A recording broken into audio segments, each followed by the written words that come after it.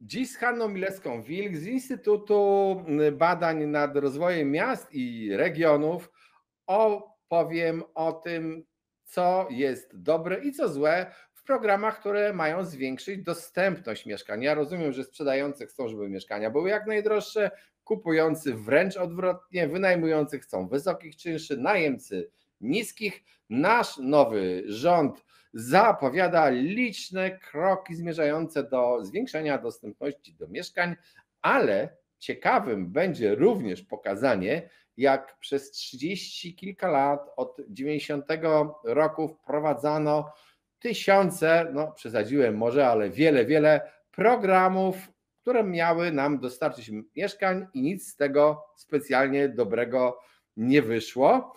I jeżeli interesuje Ciebie rynek nieruchomości, no to zapraszam do subskrybowania tego kanału oraz zapraszam również do wchodzenia na stronę symen24.pl, gdzie te audycje nasze zobaczysz z większymi komentarzami i czasami wykresami, na przykład takimi jak ten, który zaraz nam wytłumaczy Hanna. Coż to widzimy i kto to zrobił?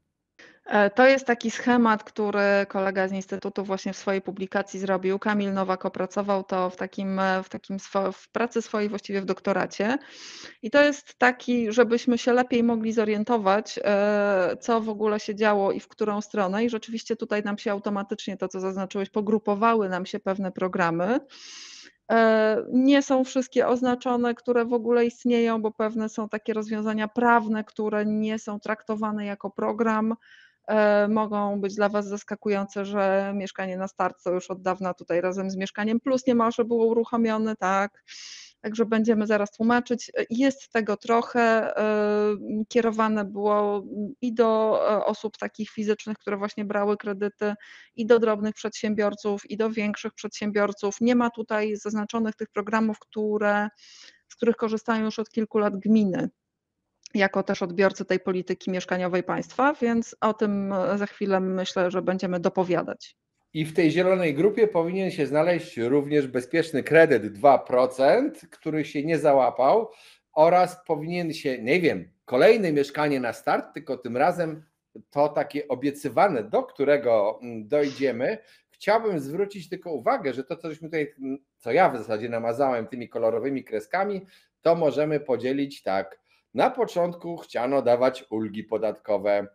Potem chciano rozdawać, w cudzysłowie oczywiście, pieniądze na tanie kredyty, a potem jak były jakieś Mieszkania Plus i tak dalej. Czy możemy jakoś scharakteryzować te programy? Aha, i chciałem zauważyć, chciałem Wam pokazać, żebyście spojrzeli się na strzałkę, w którym momencie się ona rozpoczyna.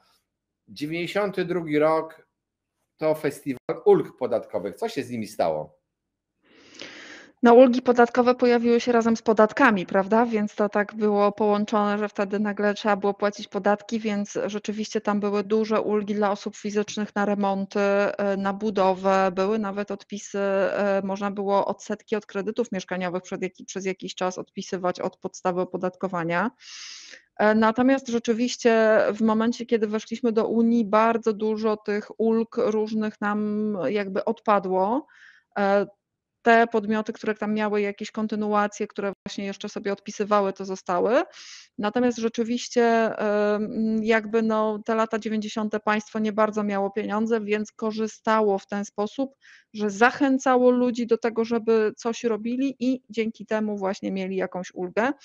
Z takich bardzo ciekawych projektów, które wówczas były i które co jakiś czas wiele osób wspomina, przynajmniej jak ja rozmawiam, to była ulga budowlana na wynajem. Właśnie koniec lat 90., kiedy to można było wybudować budynek z mieszkaniami na wynajem. Warunkiem było to, że można było przez 10 lat właśnie odpisywać koszty, ale przez te 10 lat te mieszkania musiały być wyłącznie wynajmowane.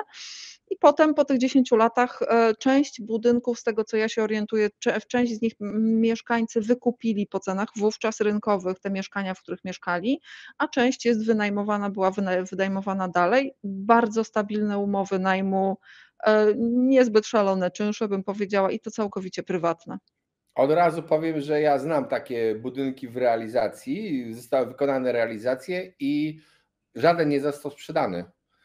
wszystkie są wynajmowane, ulgi się skończyły, właściciel żyje z wynajmu, to były budynki na przykład po 6 mieszkań i co komu to przeszkadzało, a było to o tyle dobre rozwiązanie, że w zasadzie nie podnosiło cen mieszkań, zwiększało podaż substancji na wynajem, a nie zwiększało cen mieszkań. I tutaj od razu piję do punktu numer 2. Zwróćcie uwagi na cudzysłowy, żebyście się tak nie czepiali nas. Programy polegające na rozdawaniu pieniędzy na tanie kredyty stały się popularne mniej więcej od 2005 roku. Ja wymienię nazwy: Rodzina na swoim, Mieszkanie dla młodych, Bezpieczny kredyt 2%. No i teraz właśnie ten pomysł Mieszkanie na start. Do czego one doprowadziły? Czy były dobre, czy były złe? Opowiedz taką krótką charakterystykę tych programów. No generalnie jest to rzeczywiście wsparcie już takie bezpośrednie osób fizycznych, które wyłącznie chcą kupić mieszkanie i to na początku jeszcze było określone tylko na własne potrzeby mieszkaniowe. Także to było dosyć interesujące. No Rodzina na swoim może sporo już słuchaczy nie pamiętać, ale część pewnie jeszcze doskonale pamięta z własnych doświadczeń. To był taki pierwszy program, gdzie rzeczywiście państwo jakby gwarantowało nieco niższe raty przez 8 lat, natomiast tam były bardzo duże ograniczenia, nie można było tego mieszkania wynająć, nie można było sprzedać, bo trzeba było zwracać, także tam były dosyć duże obostrzenia. Bardzo ciekawym wnioskiem takim, którzy wyciągnęli, uwaga, demografowie w ogóle z tego programu, było to, że stać na ten kredyt, jakby wejść w ten kredyt mogły stosunkowo młode małżeństwa, najlepiej z jednym dzieckiem, po czym się okazywało, że jeżeli muszą przez 8 lat mieszkać w danym miejscu, to nie decydują się na kolejne dzieci. Czyli był antydemograficzny, antyprokreacyjny, tak? Tak, i druga rzecz, która tam rzeczywiście była, co wzięto pod uwagę akurat przy kolejnych konstrukcjach, to było to, że rzeczywiście w momencie, kiedy kończyły się te dopłaty do rat kredytu, nagle wskakiwało się w dużo wyższy poziom raty i w ogóle się okazywało, że ten kredyt jest droższy niż standardowy po tych 8 latach, bo on miał trochę wyższe prowizje, banki sobie tam dołożyły. Także to rzeczywiście no, było wsparcie, sporo rodzin z tego korzystało. Ja pamiętam, że dosyć ciekawe dane wtedy z BIK-u dostałam pewnego razu, bo tam było wskazanie, że sporo właśnie młodych rodzin korzystało również ze zdolności kredytowej rodziców w tych kredytach. Więc to było takie, bo tam można było wziąć właśnie i szukaliśmy takich kredytów, gdzie jest więcej niż 3 osoby jako kredytobiorcy wpisani. I to było właśnie, sporo było właśnie tych rodzin na swoim w tamtym programie. Czyli Także rodzina no on był. dokładała się do wszystkiego, czyli i to było życie rodzinne, ale następny program to było zaraz Mieszkanie dla młodych. Tak, także mieszkanie dla młodych było już trochę bardziej rozszerzone, nie tylko rodziny z dzieckiem, tylko właśnie młodzi ludzie generalnie, którzy chcą się usamodzielnić. Tam były te właśnie limity dotyczące wysokości ceny metra kwadratowego, różne dla różnych miast i one były ustalane w rozporządzeniach takich dodatkowych. Ciekawym było to, że rzeczywiście w Warszawie trudno było znaleźć mieszkanie łapiące się w limicie, na pewno nie w dobrej lokalizacji, natomiast były miasta, które właściwie miały tak wysokie te limity, że wszystko cokolwiek deweloperzy wybudowali, to się mieściło. Także no było. Akurat Rodzina na swoim i jeszcze Mieszkanie dla młodych, powiedziałabym, że były dosyć stabilne i potrwały przez kilka ładnych lat i rzeczywiście to nie był taki rzutem na taśmę, że za 4 miesiące wchodzi program i teraz natychmiast trzeba coś zrobić. No tylko one, tak jak tam było na tych strzałkach, one trwały kilka ładnych lat, w związku z tym to nie było takiego nerwowego. Pod koniec Mieszkania dla młodych tam na przykład zaczęto rozszerzać parametry, że jeżeli to, że tak, owszem, tylko na pierwsze mieszkanie, ale jeżeli jest rodzina z co najmniej 2 dzieci, to mogą zamienić na większe, które nie będzie miało metrażu większego niż, i takie tam były właśnie udogodnienia, które sprawiły, że rzeczywiście pod koniec znowu był taki troszeczkę wzrost, jeżeli chodzi o liczbę osób, które korzystały z tego kredytu, no ale w pewnym momencie również po prostu stwierdzono, że to jest dopłacanie do cudzej własności, te pieniądze wychodzą z budżetu państwa i nic dalej się z tym nie dzieje. Ktoś tak ma mieszkanie na własność, no i przez to jakby no, wiemy, że wracają pewne pieniądze w podatkach, w różnych opłatach związanych z budową, z obrotem tymi nieruchomościami, no ale de facto ciężko stwierdzić, żeby to jakoś społecznie było korzystne na większą skalę. Ale też przejdźmy do tego, kto jest beneficjentem tych programów, bo zawsze beneficjentami tych programów z pewnością były banki. Co do osób fizycznych chcących kupić mieszkania, no to śmiem wątpić, żeby byli beneficjentami takimi prawdziwymi. To znaczy, oni kupili mieszkania często droższe i przykładem jest doskonałym bezpieczny kredyt 2%, który w niektórych miastach targnął ceny nawet ponad 30% w górę. Ten właśnie ważna rzecz, którą powiedziałaś, w tym bezpiecznym kredycie było powiedziane, po pierwsze, jakaś jest ograniczona pula pieniędzy na jakiś czas, chociaż kredyt miał trwać kilka lat w założeniu, ale ludzie tak się rzucili, że po prostu przekroczyli założenia tych twórców programu. Co gorsza, rzucili się również na kupowanie ci, których ten program nie dotyczył, bo się bali, że będzie podwyżka cen nieruchomości i wbrew temu minister, pamiętam, Buda twierdził, żadnych wzrostów cen nieruchomości nie będzie, no ale jak się pompuje pieniądze w popyt, a podaż nie wzrasta, to ja nie wiem, jak można było tak twierdzić. No cóż, bywa. I przy okazji jest szykowany, zapowiedziany, nie wiadomo czy będzie, to się okaże, program Mieszkanie na start, ten dotyczący mieszkań. Ten program w odróżnieniu od tamtych ma trwać tylko 1,5 roku, czyli już ma limit cenowy. Jakieś grupy się rzucą. Jest to program według mnie postprokreacyjny, bo on promuje rodziny, które już mają 3 dzieci. W dodatku możesz mieć jakiś mieszkanie. Posiadając 3 dzieci, to jest paszport do tego, że możesz z tego programu skorzystać, mając inne mieszkanie.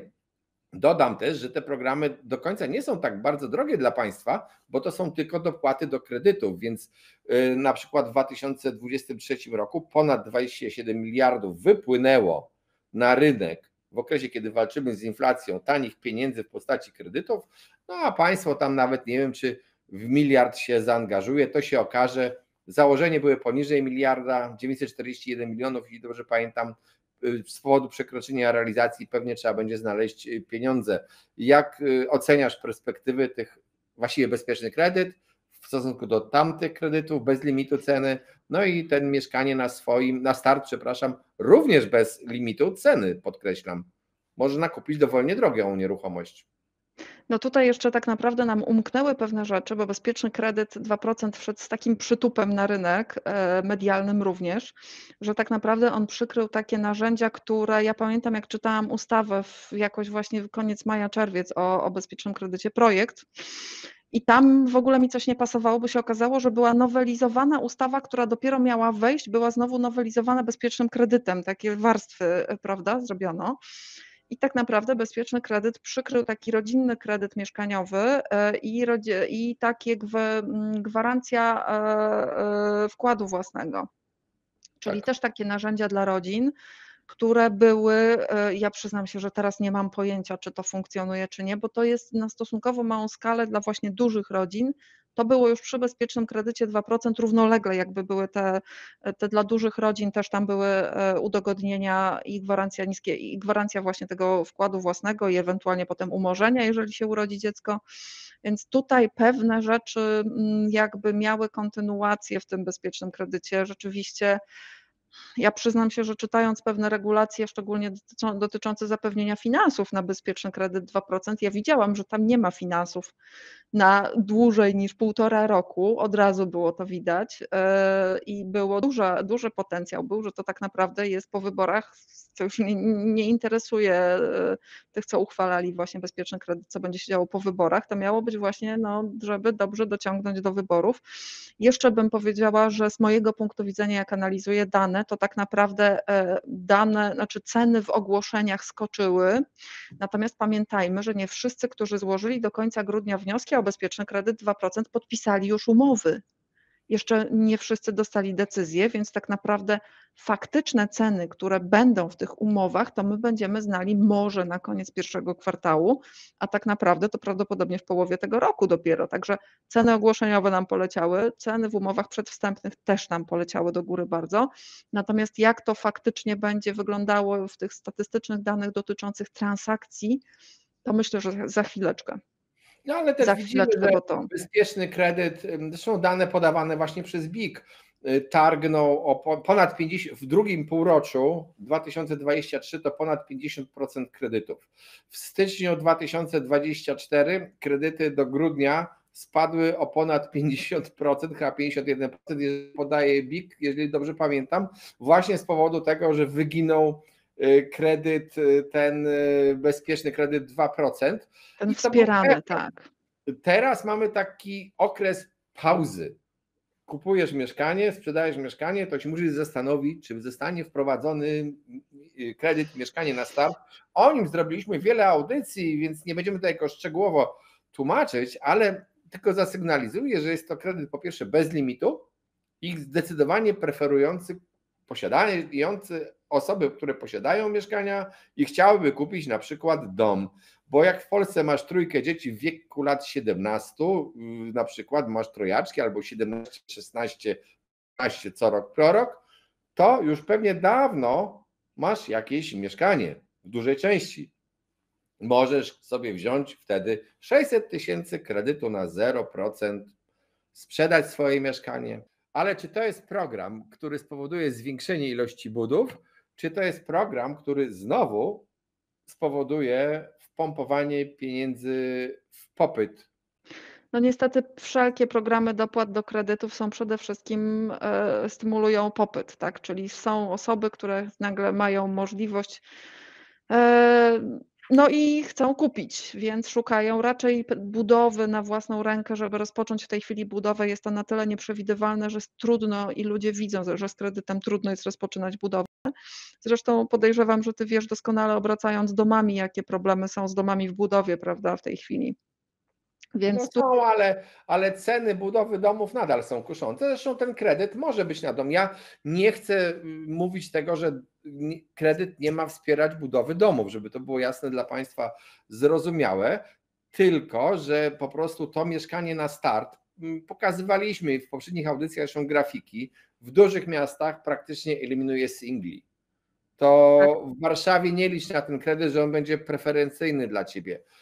Ten kredyt wspomaga głównie duże rodziny, które już mają jakieś mieszkanie, chcą je zamienić. Czy to jest program socjalny? Nie wiem, nie No pastwórz. więc generalnie rzeczywiście. Ja bym powiedziała, że to jest taki program prospołeczny, mający na celu poprawę warunków mieszkaniowych dużych rodzin, czyli osób w ogóle, które już są dosyć zamożne, jeżeli mają nieruchomość w Polsce, no to się okazuje, że jesteśmy zamożni, jak mamy nieruchomość w Polsce.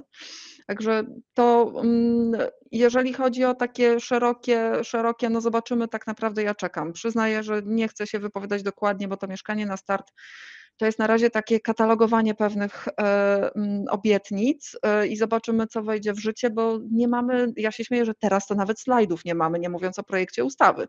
Więc No, zmieniają się prezentacje co do tego programu. Dużo krytyki było, zobaczymy. W każdym razie, żeby odczepić się na razie od rozdawania pieniędzy, to też były takie programy, czy nawet są programy, drogie mieszkania dla ubogich, czyli TBS i SIM. Dlaczego ja mówię, że drogie mieszkania dla ubogich? Bo założenia na przykład TBS-ów, dawno temu jak on powstawał, to jest bardzo stary program, mówiły, że nie możesz za dużo zarabiać, ale za to musiałeś dużo za to mieszkanie płacić. Teraz to się chyba zmieniło, ale możesz nam porównać właśnie te Towarzystwo Budownictwa Społecznego oraz społeczne inicjatywy mieszkaniowe. Czym to się różnią i co to ma być za pieśń przyszłości? no to nie tyle pieśń przyszłości, co tak naprawdę to TBS-y 1995 rok, czyli takie duże reformy mieszkalnictwa. I to miał być, to są przede wszystkim w tej chwili TBS-y, wszystkie TBS-y są spółkami, w większości należącymi do gmin. Znaczy w części z nich gmina ma 100%, są takie TBS-y, w których gmina ma ponad połowę udziału, bo taki też był kiedyś warunek, więc TBS-y są spółkami miejskimi. Od 1995 roku mogły korzystać z preferencyjnych kredytów, z pewnych preferencyjnych warunków ze współpracy z gminą, czyli na przykład no, gmina wie, że ma działkę pod budownictwo mieszkaniowe, to raczej nie sprzedaje, tylko właśnie to wnosi do TBS-u i w zamian za to też tam podwyższa bądź zmienia właśnie ten udział swój w TBS-ie. Także TBS-y funkcjonowały bardzo, całkiem sensownie funkcjonowały rzeczywiście. Niektóre Budowały. budynki dodamy, że są bardzo ładnie wybudowane przez TBS-y. To były bardzo porządne budynki. To nie była jakaś koszmarna czynszówka, która się miała rozpaść, to żebyśmy wiedzieli. Tak, one w pewnym momencie tam było takie ograniczenie, że to ma być dostępne cenowo, więc żeby tam nie szaleć na przykład z windami, ani żadnych parkingów podziemnych, ale generalnie w tej chwili same te TBS-y, które budują od lat sobie powolutku kolejne budynki, mówią: słuchajcie, ale my windy, to my teraz musimy dostawiać nawet jak mamy pierwsze piętro, bo jest coraz trudniej. Znaczy jest w ogóle Więc cała akcja dostawienia wind i nawet w budynkach, słuchajcie, spółdzielczych, takich, co zjeżdżała winda na półpiętro, trzeba było 8 schodków wejść, to teraz są przebudowywane i na przykład nowe windy budowane zjeżdżające do śmietników. Tak to wygląda i wtedy jest wejście z poziomu, można wózkiem wjechać. Tak to wygląda. zgadza się, też przetaczam właśnie takie dokumenty w jednym z budynków w tej chwili w mojej spółdzielni. Także to rzeczywiście TBS-y miały z jednej strony ograniczenie, jeżeli korzystasz w TBS-ie z preferencyjnych kredytów, to czynsz nie może być wyższy niż, i tutaj jest ten wskaźnik odtworzeniowy metra kwadratowego budynku.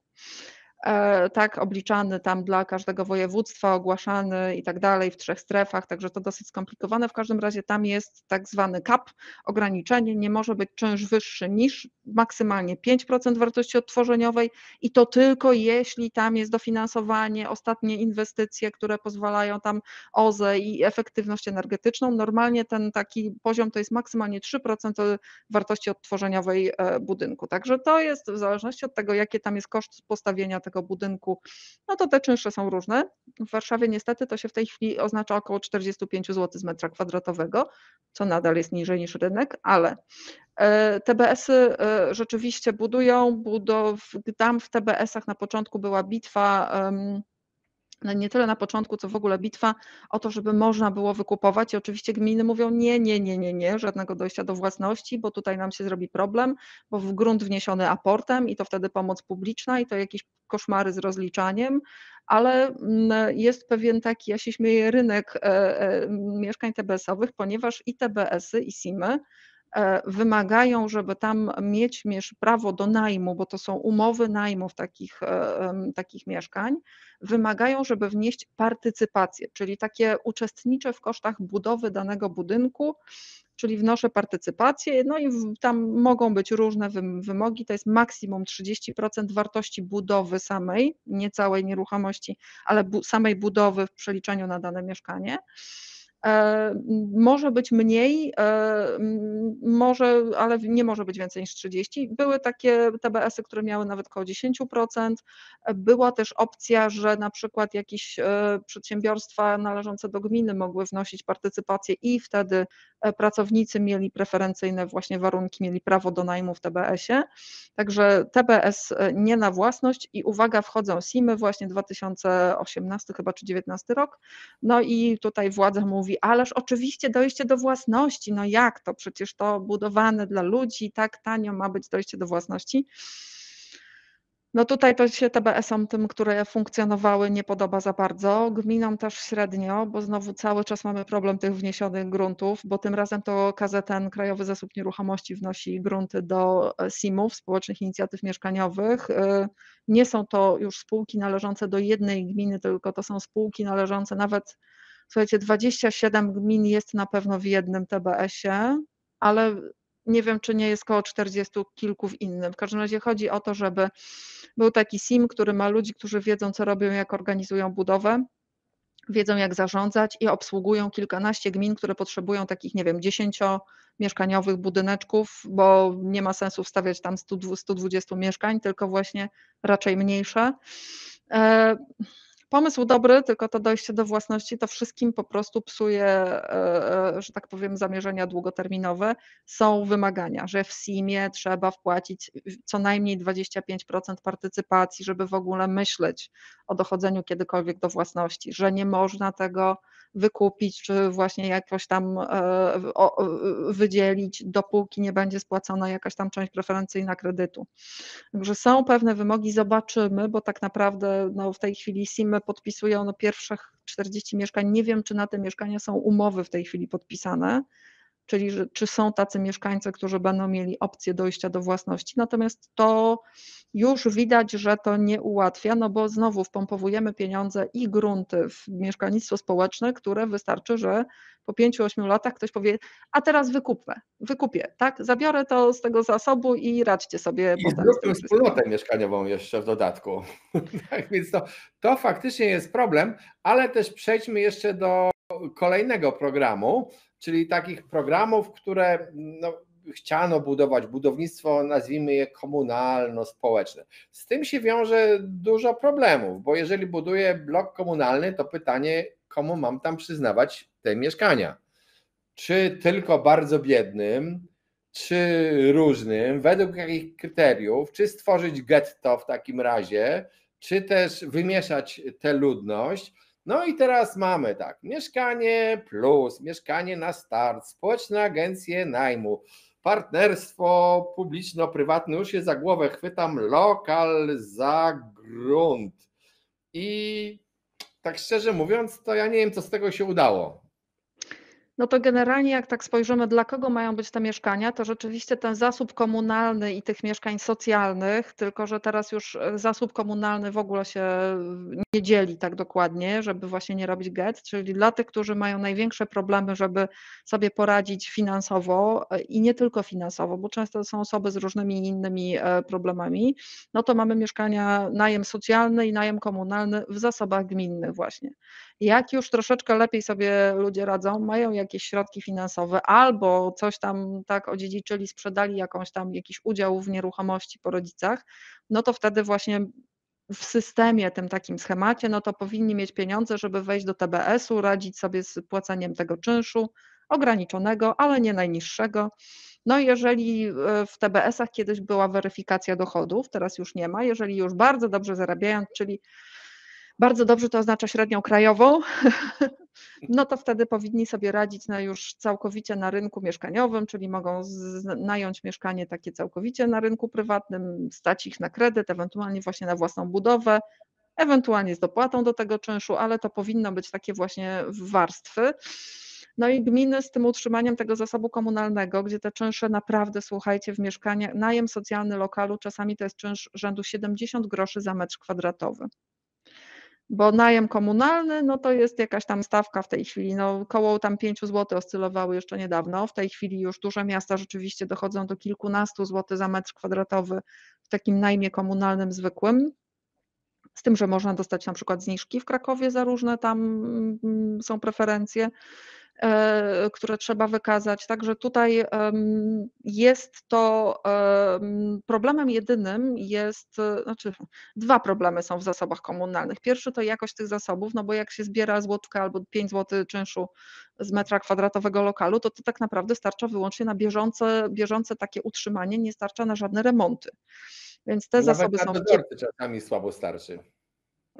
te zasoby są w kiepskim stanie technicznym i wymagają bardzo dużych nakładów, bo gminy mają najstarsze zasoby w Polsce, te po prostu najstarsze budynki w centrach miast z opieką jeszcze konserwatora bardzo często, więc to bywa ciekawie. A z drugiej strony to jest ściągalność czynszu. Jeżeli gmina musi zapewnić komuś tak mieszkanie socjalne, bo właśnie jest opiekunem niepełnosprawnego dziecka, tak i jeszcze są problemy ze ściągalnością alimentów, czyli dochody ma po prostu niewykazywalne prawie, że no to nie ma, że tak powiem, jak ktoś nie płaci za mieszkanie w zasobach komunalnych i za mieszkanie takie w najmie socjalnym, no to właściwie nie ma gdzie go wyrzucić i grożenie nawet eksmisją jest trudne, ponieważ no to tak wraca gdzieś do tego systemu, w którym ja przypominam w Mieszkaniu Plus były również schroniska dla bezdomnych wpisane.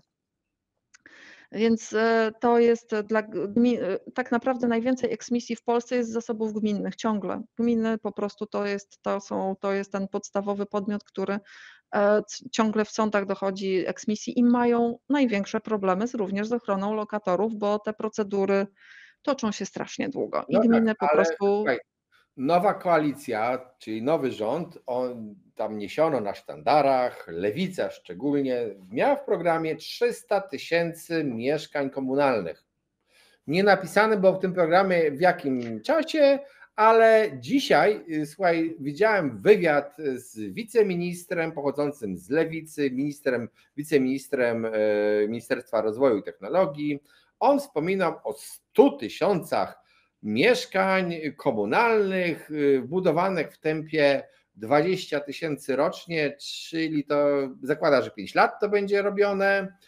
No i moje pytanie nadal brzmi, komu te mieszkania będą dawane? Jakie będzie kryterium? I czy to jest, no były takie szczytne programy, przecież nawet PiS miał taki program, to mieszkanie takie budowane na wynajem, gdzieś tam zbudowali bodajże w Bielsku, w Białej Podlaskiej jakieś pierwsze osiedle, a dalej z tego niewiele dobrego wyszło. Ja życzę powodzenia ministrowi w tworzeniu budownictwa komunalnego, ale tych problemów jest chyba wiele właśnie. No, zacznijmy od tego, te czynsze, rozdawnictwo, komu, za ile i co, jak to wygląda. No to tak naprawdę raczej tam właśnie wydaje mi się, że Lewica nie mówiła o mieszkaniach komunalnych, tylko że o mieszkaniach na wynajem właśnie nie dla zysku, takich społecznych, czyli to mogą być te TBS-y i SIM-y. To ja widziałem wywiad o komunalnych, gdzie padło słowo komunalne, może to jest, może ja mylę, od razu się przyznaję, mogę się mylić, może przeczytałem to, co chciałem zobaczyć, a nie to, co było napisane. No po prostu uznajmy, że politycy nie do końca czasami znają terminologię taką już czysto techniczną, więc no jakiś mieszkań na wynajem, nie dla zysku, tak, że niski, dostępny czynsz miało być tak. Ja Ale ja przyznaję, chcę że takie tutaj mieszkanie. Ja chcę takie mieszkanie wynająć. Swoje wynajmę komuś i ja chcę płacić 10 zł czynszu z metra. A propos tych czynszów 10 zł z metra, no to jeszcze trzeba, zaraz nas wszyscy zakrzyczą, że czynsz w Warszawie na przykład to za kawalerkę jest pewnie 600-700 zł, a za większe mieszkanie ponad 1000, więc gdzie są te opłaty z metra? To o jakich ty czynszach mówiłaś, powiedz?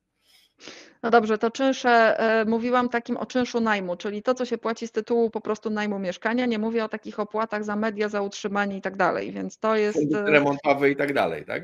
Tak, więc to mówiłam o tych i tak do tych tam rzeczywiście do tych paru złotych dochodzą jeszcze opłaty za media bieżące, no ale w zasobie komunalnym to są tylko media, nie ma funduszu remontowego, natomiast rzeczywiście w TBS-ach są tam dodatkowe jeszcze opłaty, czyli płacimy co najmniej to w tej chwili około 20 paru złotych za metr kwadratowy są przeciętne czynsze w TBS-ach. I do tego dochodzi jednak też fundusz taki bieżący, opłaty eksploatacyjne, fundusz remontowy i media. Także rzeczywiście TBS-y to jest, nadal jest to mniej więcej połowa, nawet mniej tego, co jest na rynku takiego najmu całkowicie komercyjnego. Dla kogo? No TBS-y mają górny limit dochodów, ale wymagają też dużych nakładów właśnie czy na Ale tą nie jest partycypację. sprawdzany, jak powiedziałaś, ten limit dochodów. Te dochody są sprawdzane tylko w momencie, kiedy ktoś wchodzi, ubiega się o to mieszkanie w TBS-ie, umowę najmu, zawiera umowę najmu z TBS-em. Natomiast rzeczywiście kiedyś były wymogi takie, że co tam 2 lata TBS-y mogły sprawdzać, teraz gminy mogą sprawdzać co 2 lata. Wyłączono sprawdzanie dochodów w TBS-ach i generalnie ciekawostką jest to, że w TBS-ach w tej chwili zrobiła badanie Polityka Insight i PFR Nieruchomości, podzielili najemców na takie kategorie, czyli właśnie najemców gminy, najemców w TBS-ach i najemców w najmie instytucjonalnym, czyli PFR, ale też inne, i najemców całkowicie rynkowych. I się okazuje, że najemcy w TBS-ach wcale nie zarabiają tak mało. I mają takie, bym powiedziała, w tej chwili przyzwoite czynsze, szczególnie w tych starszych budynkach, bo tutaj też się trochę zmieniały systemy, jak ten czynsz jest liczony. To już wolałabym nie wchodzić, bo to są wielkie spory.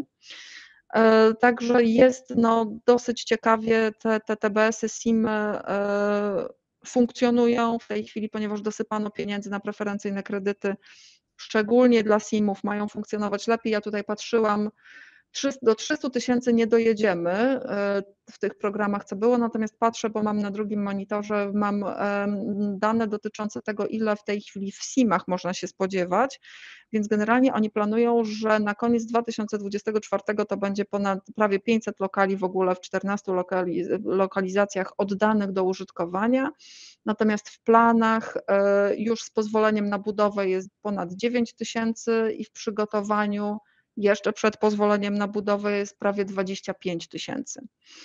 No to te liczby robią się coraz większe. Widać, że te SIM-y powoli narastają. Zobaczymy, jak wyjdą, ale powiedz mi tak, lokal za grunt to raczej był pomysł chyba pomylony.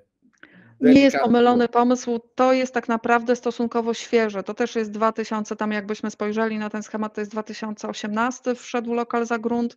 W każdym razie rzeczywiście gminy, są takie gminy, które tego użyły, z tym, że rzeczywiście on wszedł w takim momencie, kiedy grunty bardzo zaczęły drożeć i same mieszkania zaczęły już drożeć coraz bardziej i powstał konflikt tak naprawdę. Bierzemy cenę za grunt z dnia podpisania umowy właśnie takiej, a cenę mieszkania 2 lata później. Jak tu się rozliczyć, z którego momentu wziąć cenę, żeby tak naprawdę cena gruntu odpowiadała jakoś cenie mieszkania, skoro mieszkanie powstaje później niż gmina przekazuje grunt. Więc tutaj z racji tego, że te ceny rosły wtedy, radni po prostu stwierdzili, osoby odpowiedzialne za wprowadzanie stwierdzili, że to jest nie do uzgodnienia. Trudno było to uzgodnić, ale jeżeli to była spółka w jakiś sposób powiązana z gminą, to się to budowało, więc lokal za grunt powstał, natomiast tam nie powstały raczej mieszkania, tylko na przykład jest pomieszczenie całe na przedszkole, jest przychodnia zdrowia w takim lokalu na parterze budynku, który jest właśnie należy do gminy, a w zamian deweloper wybudował i sprzedał mieszkania, które są po prostu wyżej w danym budynku położone nad tymi pomieszczeniami, nad parterem gminy de facto. Gmina zachowała sobie partery, więc to jest dosyć ciekawe. Także lokal za grunt trudny był do wprowadzenia ze względu na to, że ceny się bardzo szybko zmieniały i nie doszli do porozumienia o czas. Kiedy, z jakiego momentu w czasie bierzemy cenę którego elementu? Ja powiem szczerze, że dużym deweloperom to raczej to w ogóle było nie w smak ten program i po prostu to też jest jego problem. I zanim jeszcze przejdziemy, czego nigdy nie zrobiono, no to taki mityczny znowu twór, no nie mityczny, on istnieje, Krajowy Zasób Nieruchomości. I on podobno mają być te ziemie, ja zawsze słyszę, że te ziemie z Krajowego Zasobu Nieruchomości zaczną być tak szeroko wydawane. Z tego co wiem, to oczywiście można je było wydać gminom, jakimś tym, a deweloperom sprzedać na przetargu to w ogóle nie daj Boże podejrzenie i to były jakieś śladowe, no jednostkowe, może kilkanaście, może 20 parę, 30 transakcji przeprowadzono, no ale gdzie są te ziemie tego Krajowego Zasobu Nieruchomości? Czy to są centra miast, najlepsze lokalizacje, czy to jest gdzieś na Gwizdowie między rozjazdami kolei albo na poligonie wojskowym? Albo przy wysypisku śmieci. No to tak, to już tego nie chciałem powiedzieć. No to właśnie jest pytanie, no dobrze, budujemy, można powiedzieć sobie hasło, rozdamy ziemię, możemy rozdać ją, tylko jak ta ziemia będzie tam, gdzie nikt nie chce mieszkać, to pytanie, po co ta ziemia? No ja jednak na początek pochwalę. Rzeczywiście taki pomysł, żeby zrobić dokładny przegląd, jakie Skarb Państwa ma grunty, czy które nadają się do budowy pod mieszkaniówkę, to KZN zrobił i rzeczywiście oni przeczesali bardzo dużą liczbę tych działek, z czego im zostało, z tego co ja wiem, 184 działki, które w jakiś sposób nadają się pod mieszkaniówkę. Przy części z nich jeszcze trzeba by było to zmienić. Ale w Polsce jest 2500 czy tak gdzieś koło gmin, tak? To 184 działki, ja już nie mówię ile jest miast w Polsce, ale no to jest sukces. No i dalej. Więc tak naprawdę to się nadają. Okazało się, że są bardzo duże problemy, żeby na przykład przekonać PKP a propos tych torów. No to żeby przekonać PKP, żeby jakoś te grunty PKP Nieruchomości zaczęło. PKP sprzedaje całkowicie na zasadach rynkowych i oni nie chcą tego oddawać do KZN-u, nie mają żadnego powodu. Mają dobre, niektóre nieruchomości mają dobre. Wcale to, że ja powiedziałem, że są przy torach, to wcale nie znaczy, że to są złe nieruchomości. Bywają w ich posiadaniu dobre nieruchomości. Wojsko, no cieszę się, że ma miejsca, ale co to z miejsc w żeganiu na poligonie? Także wojsko też, wojsko jeżeli ma wybudowane, to czasami rzeczywiście to przekazuje jakoś gminie, bo na przykład likwiduje taki duży garnizon, no to w Sopocie rzeczywiście skorzystali na tym, że dogadali się z Wojskową Agencją Mieszkaniową i tam przejęli spore budynki garnizonowe. Także to są raczej takie, KZN natomiast zrobił przegląd i ja myślę, jeszcze przez parę lat KZN nie miał tak naprawdę funkcjonującego zarządu i nie mógł podpisywać tych umów, także dlatego te SIM-y tak wolno startowały i dopiero tam, prawda, teraz oddają do użytkowania, bo umowy były podpisywane we wrześniu mniej więcej 2,5 roku temu. Pierwsze umowy były podpisywane z gminami, już tworzono SIM-y, więc całkiem nieźle, że już oddają do użytkowania, prawda? 2,5 roku, no to taki proces budowlany standardowy, czyli już musieli mieć dokumenty, że tylko, prawda, pieczątka lecimy. Także KZN moim zdaniem właśnie byłby super jako taki koordynator, tak, że to jest właśnie profesjonaliści, którzy są do dyspozycji gmin, które chcą budować w porozumieniu bądź nie, natomiast moim zdaniem te grunty nie będą łatwo, chociaż deweloperzy postulują, żeby to sprzedawać, nawet na przetargach. Z kolei wszystkie TBS-y i SIM-y, które gdzieś w okolicy mają taką działkę, którą KZN tam sobie wylistował, to oni też by bardzo chcieli, że w pierwszej kolejności to budownictwo społeczne, no bo to grunty państwowe i tak nie prywatyzujmy wszystkiego. Ja bym powiedziała, że w tej chwili po prostu KZN decydują się politycznie, do czego będzie wykorzystywany. Uważam, że całkowicie likwidować nie ma sensu, natomiast nadać mu konkretne zadania wsparcia średnich i mniejszych gmin w budownictwie, moim zdaniem miałoby sens, no bo w małych gminach nie ma po prostu specjalistów od budowy. Tylko tyle. Ja nie mówiłem o likwidowaniu KZN-u, żeby Państwo wiedzieli, tylko żeby go racjonalnie wykorzystać i żeby też nie budować mitów przede wszystkim, bo to fajnie, że masz ileś hektarów ziemi, tylko jak ta ziemia jest nieuzbrojona, bez dojazdu, a w ogóle położona od diabła na kuliczkach, no to ona się pod budownictwo mieszkaniowe, powiedziałbym, średnio nadaje i właśnie chciałem pokazać Wam takie zestawienie. Zobaczcie, ulgi podatkowe, wycofaliśmy się z ulg podatkowych, o nich już nie myślimy.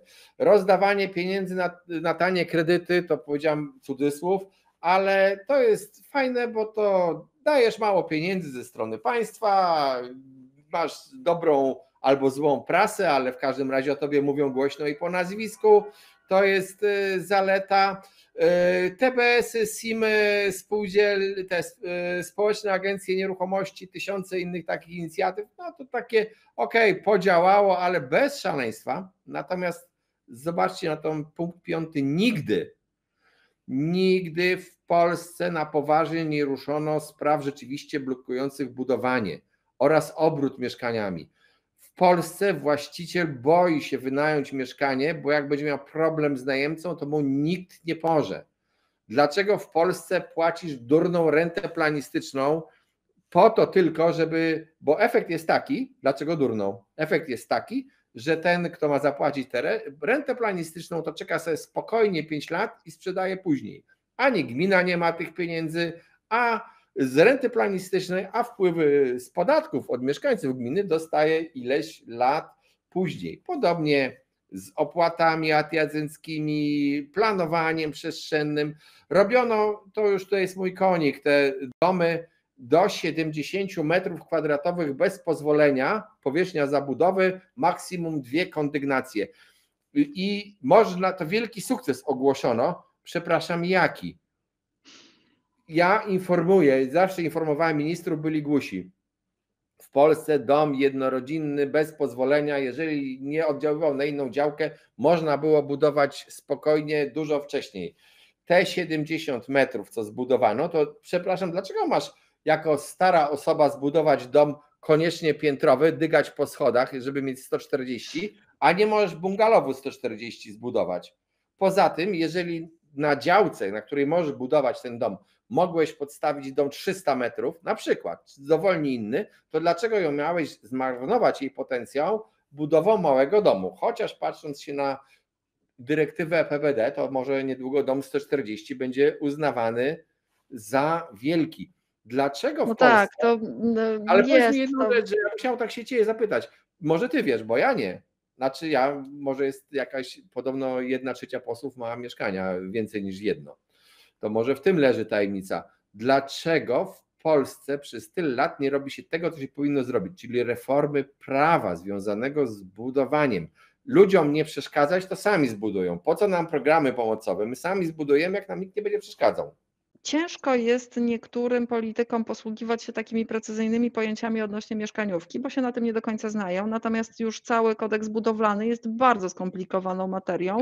I ja mam wrażenie, że po prostu tutaj, jeżeli chodzi o specjalistów, to mało się ich słucha, a wybierane są takie okruszki, pod którymi można się podpisać i wyrzucić w media społecznościowe, że tak, to my tutaj pozwoliliśmy. Ja się zgadzam, że tak naprawdę z wielu powodów te domy 70 metrów są nie najlepszym pomysłem, delikatnie rzecz mówiąc, tak, bo mamy zapobiegać temu, żeby nam się miasta rozlewały, a tutaj trzeba było mieć dużą działkę, mały dom, tak.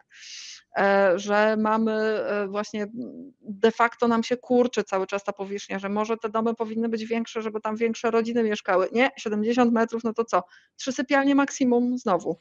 Tak, no to też 70 metrów powierzchni zabudowy, to jak odejmiesz powierzchnię zajętą przez ściany, to masz tam 60 parę metrów powierzchni użytkowej, nawet nieużytkowej na parterze, bo jeszcze musisz tę klatkę schodową na piętro zbudować, kotłownię i tak dalej. No to jest po prostu absurd. Ja patrzyłam na projekt, ten projekt, który za darmo udostępniany jest. Jak zobaczyłam, że oni przewidzieli właśnie w domu piętrowym na parterze, przewidzieli tylko i wyłącznie toaletę, a jedyna łazienka z prysznicem jest na piętrze, no to stwierdziłam, że to trochę wystarczy, że sobie złamię obojczyk i nie będę w stanie tak wejść po schodach, trzymając się poręczy, no to już nie wezmę i się nie umyję we własnym domu. Także no tak, zgadzam się, nie najlepszy pomysł, ale no było dobrze. Banki stwierdziły, bez pozwolenia, bez nadzoru, to my może tego nie sfinansujemy, więc tego było mało, na szczęście. Zobaczymy w następnych statystykach, bo to da się odfiltrować, także niestety, prawda, nie za dobre pomysły. Znaczy, posłuchaj, jako inżynier związany z budownictwem, to powiem ci, że to naprawdę trzeba się wykazać wyjątkowo złą wolą, żeby w Polsce dzisiaj kupić materiały i źle zbudować dom. To trzeba się starać. Dom jednorodzinny nie jest, przepraszam, wszystkich zadufanych architektów, tych konstruktorów i innych inżynierów, ale jako wasz kolega z branży od budownictwa wam powiem, to nie jest jakaś wielka filozofia. Majster dobry z doświadczeniem potrafi taki budynek zbudować i on się nie zawali z gotowych elementów, które kupi, więc to takie trochę przesadne argumenty. Dla mnie ważniejsze jest to, że to po prostu marnowano potencjał działki i narzucano nam, jeszcze narzuca się nam budowę. No dobrze, a dlaczego nie 71 metrów? Dlaczego 70 jest dobrą tą granicą? A jednocześnie jest ciągle przepis. Mogę sobie zbudować dom jednorodzinny na zgłoszenie, bez pozwolenia, o dowolnej powierzchni, byle on nie zakłócał życia sąsiadowi. No to gdzie to jest? To było jakieś takie hasło polityczne dla mnie tylko.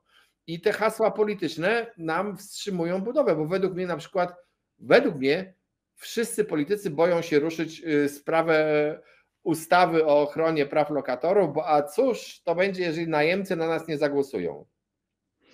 No to jest rzeczywiście, to jest wyzwanie, a tak naprawdę nam się praktyka, jeżeli chodzi o najem rynkowy, zaczyna nam się rozjeżdżać w ogóle z naszymi regulacjami prawnymi, tak? Bo najemcy podpisują umowę na rok, a chcą mieć tam wypowiedzenie z miesięcznym tak uprzedzeniem, że wszyscy są przekonani, że jak jest umowa najmu i ja sprzedaję mieszkanie, to najemca powinien się wyprowadzić, też nie do końca.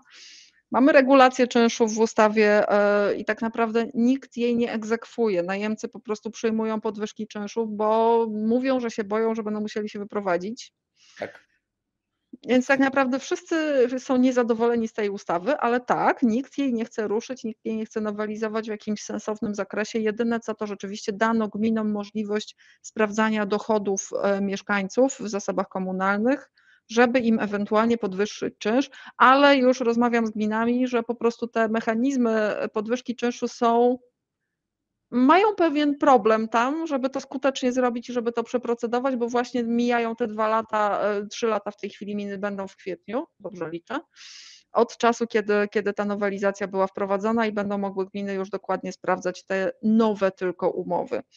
A reszta ustawy o ochronie praw lokatorów zostaje taka, jaka jest. Dlatego też gminy nie chcą budować mieszkań komunalnych i budują je w tej chwili znowu tylko dlatego, że stary zasób im się tak sypie, że za chwilę będą tak problemy z tym, że zagraża zdrowiu i życiu ludzkiemu, więc muszą mieć jakieś zasoby, żeby przeprowadzić tych ludzi, którzy tam mieszkają od nastu, kilkudziesięciu lat.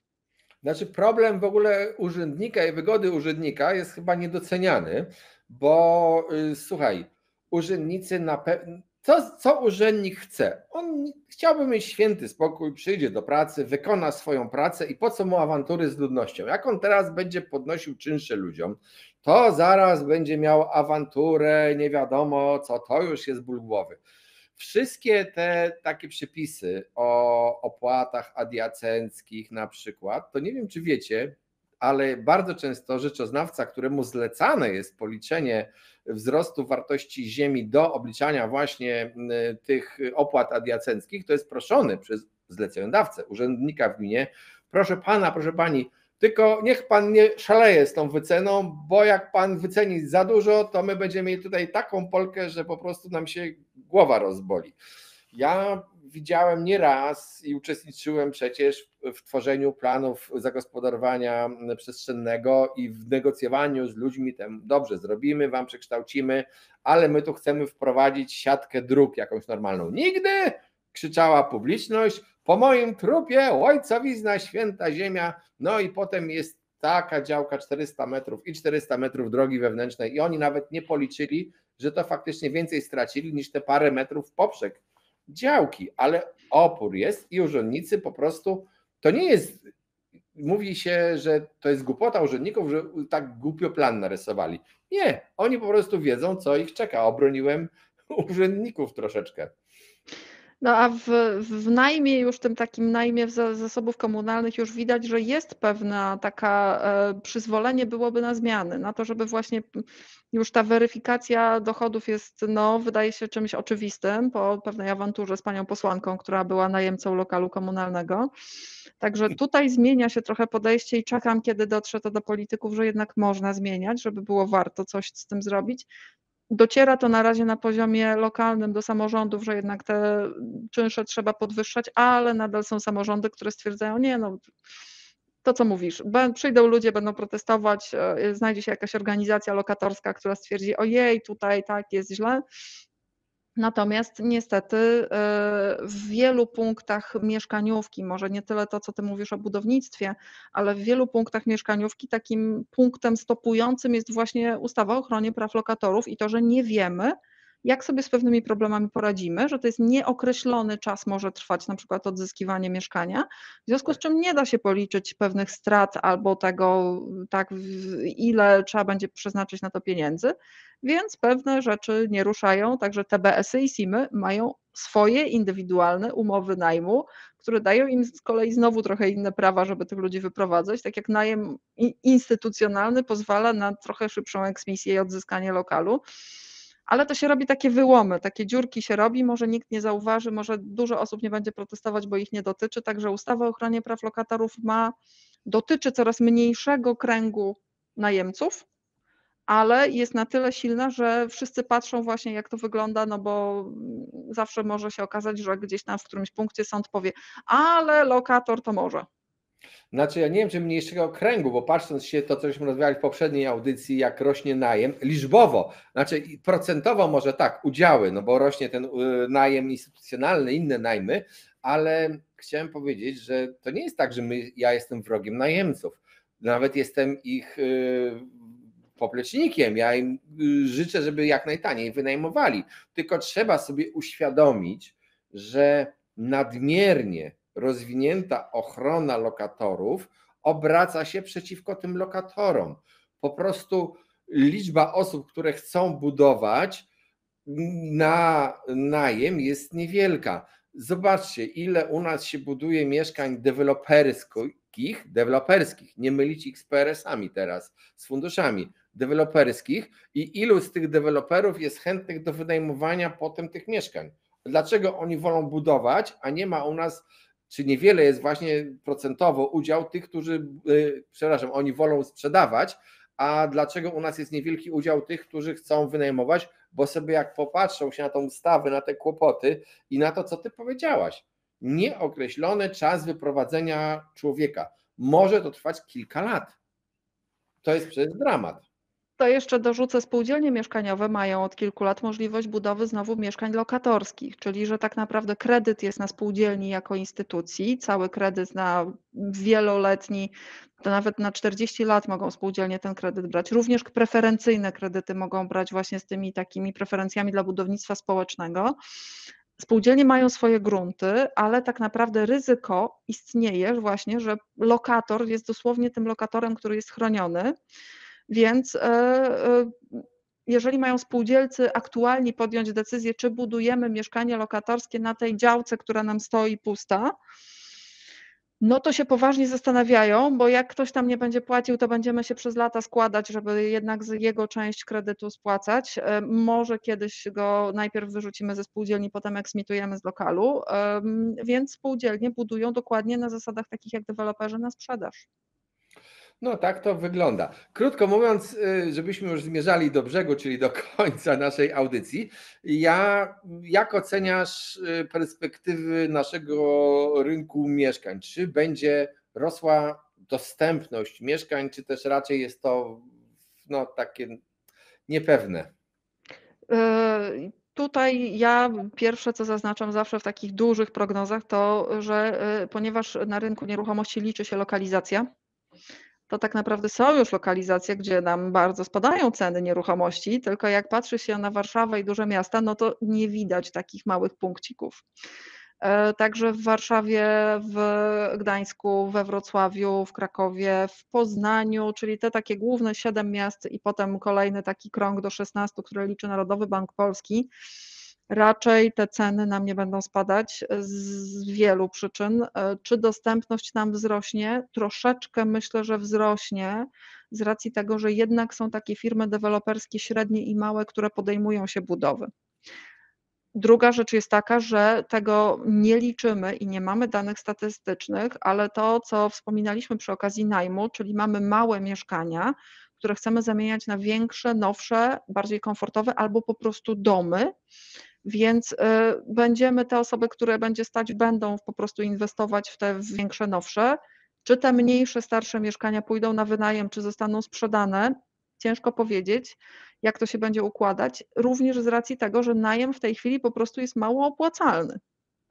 No tak, ale to wszystko się jeszcze też okaże, żeby Państwu zamotać w głowie. Inicjatywa EPBD, ustawa, czyli ten cała walka o ochronę klimatu. Rolnicy dzisiaj, kiedy nagrywamy, to po Polsce nie można jeździć, bo wszędzie są blokady rolnicze.